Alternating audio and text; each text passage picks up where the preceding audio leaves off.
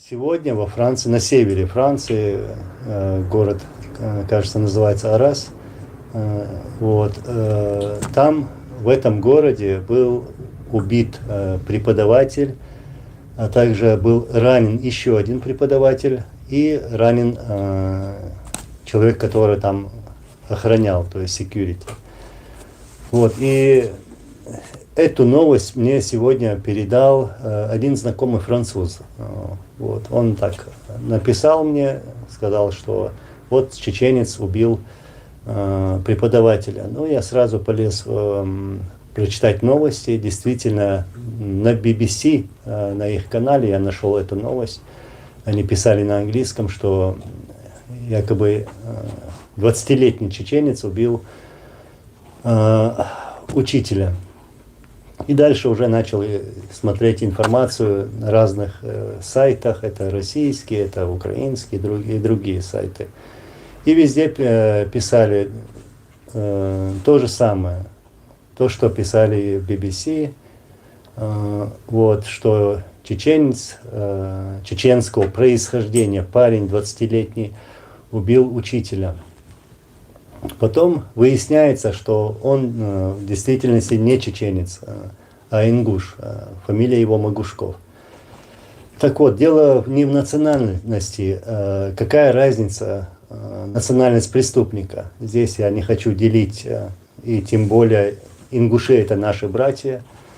Были всегда и будут всегда. Это народ, который мы любим и уважаем. Дело не в народе, не в национальности. Но было бы, конечно же, хорошо, если бы средства массовой информации давали правдивую информацию. Что произошло, почему произошло. И, конечно же, здесь можно и нужно подчеркнуть, что этот 20-летний парень приехал, скорее всего, в то время, будучи еще маленьким. То есть, что я хочу сказать, он воспитывался, он рос во Франции, в Европе. И может какое-то общество, друзья там как-то повлияло на это, не знаю. И даже не знаю, что на самом деле произошло. То есть, всю правду мы этого не знаем. Но знаем одно, что средства массовой информации Франции, в первую очередь, пытались как-то очернить нас, чеченцев, этим преступлением. И называют это преступление террористическим актом. Я не хочу говорить, что это террористический акт. Это преступление, на самом деле это преступление. И каждое преступление должно быть наказано справедливо. Мы знаем, что такое террор, мы знаем, почему приехали сюда наши братья и сестры, чеченцы, ингуши. Именно из-за террора. То есть никто не может нас учить, что такое террор. Мы сами от этого пострадали и страдаем по сегодняшний день. Я, конечно, в первую очередь приношу соболезнования. Это самое первое, конечно. И хочу сказать, что мы, чеченцы, против любого террора в любой стране, без разницы, в какой стране совершается террор. Но тут было совершено преступление. И это преступление направлено против нашего народа. То есть даже средства массовой информации подчеркивают это. Чеченец, чеченского происхождения. Я приведу один пример. Это было где-то лет 20 тому назад. Мне рассказал это мой знакомый, норвежец. Он мне рассказывал, у него были хорошие связи. Этому человеку, сейчас его нет живых, и ему было за 70 лет. В общем, он мне рассказывал такую историю, что, не помню, Франция, кажется, была тоже, какая-то группировка находит молодого парня во Франции, предлагает ему деньги, чтобы этот парень перевез сумку с одного города в другой город на поезде. Тот парень взял эту сумку, взял эти деньги и поехал. Где-то его остановили, полицейские, жандармы остановили, проверили сумку, а там какой-то муляж или бомба, что-то такое было. В общем, да, остановили полицейские, и сейчас я еще лучше расскажу. В общем, этот парень связался с полицейскими, рассказал правду, что у него вот это, что мне передали. В общем, подошел к полицейским и признался в этом. Ну, я что хочу сказать, что есть такие люди, которые заинтересованы, чтобы чеченцы что-то здесь сделали, провели какую-то провокацию.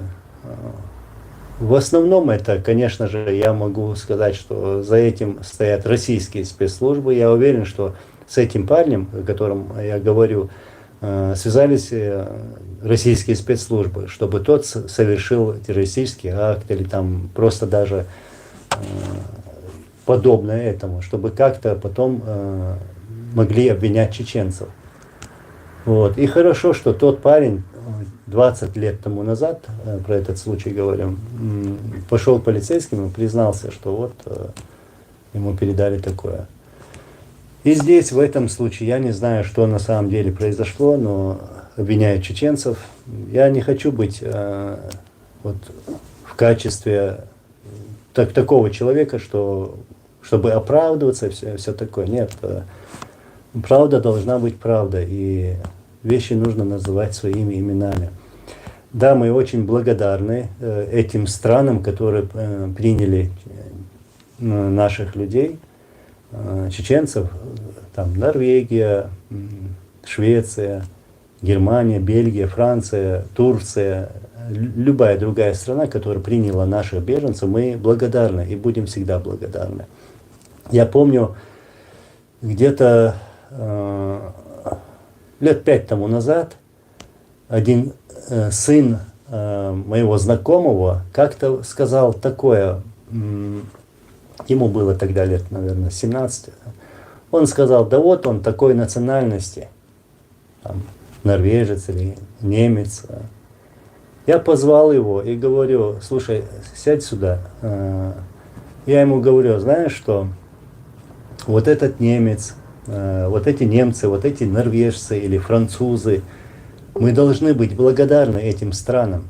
В первую очередь за то, что нас принимают и приняли.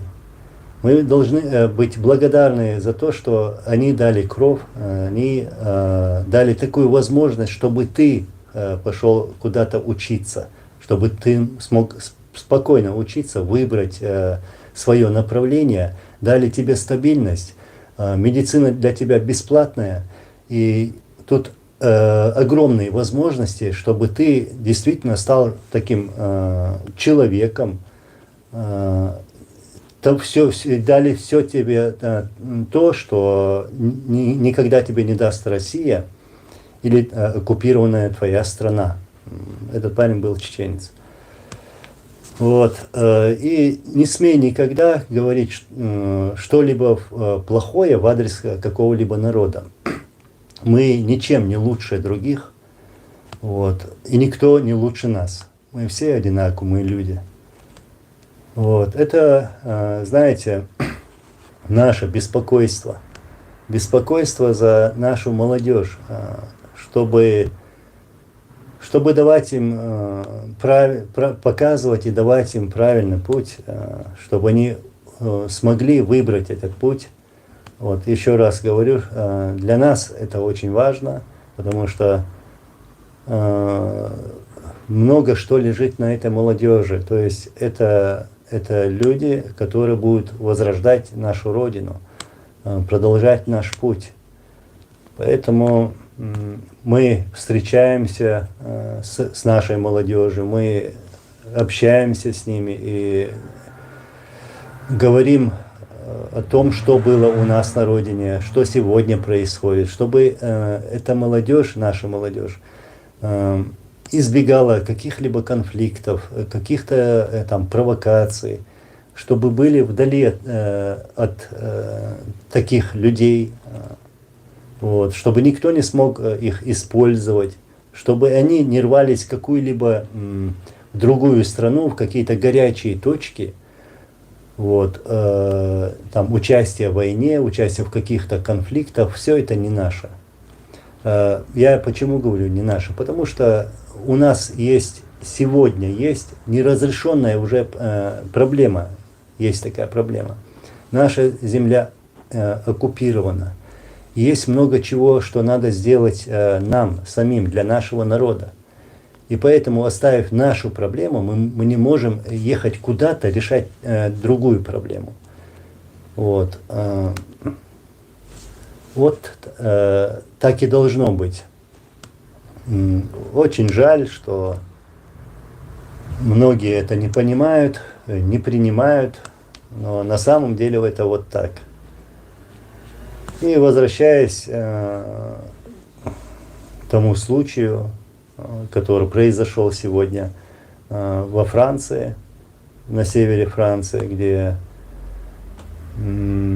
Магомед Магушков убил учителя, ранил другого учителя и одного там охранника. Это преступление, еще раз скажу, и я уверен, что даже похоже на то, что это какая-то провокация. Его или использовали, или что-то сделали. Возможно, такое. Но мы, конечно же, детали не знаем. И рано об этом говорить. Но мне так кажется. Я вот хотел бы еще сказать. У нас огромный опыт у чеченцев. Везде нас используют. Скажем, когда шла война в Ираке, все средства массовой информации вот буквально вот орали, кричали, что вот чеченцы воюют в Ираке, или там в Сирии, или где-то сейчас даже вот уже начинают в войне там Израиль-Палестина тоже использовать наше имя. Слишком громкое имя у нас. Вот поэтому вот мое беспокойство, конечно, я это поэтому говорю, никакой чеченец никуда не нападал, не от чеченцев это зависит, не чеченцы начинали эти войны.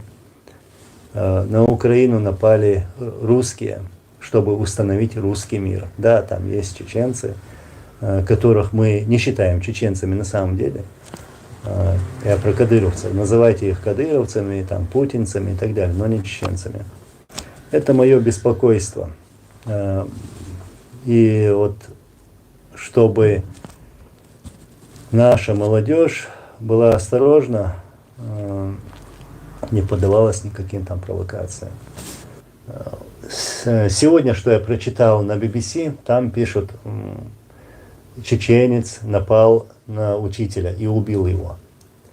Чеченец был радикалом, то есть это 20-летний парень.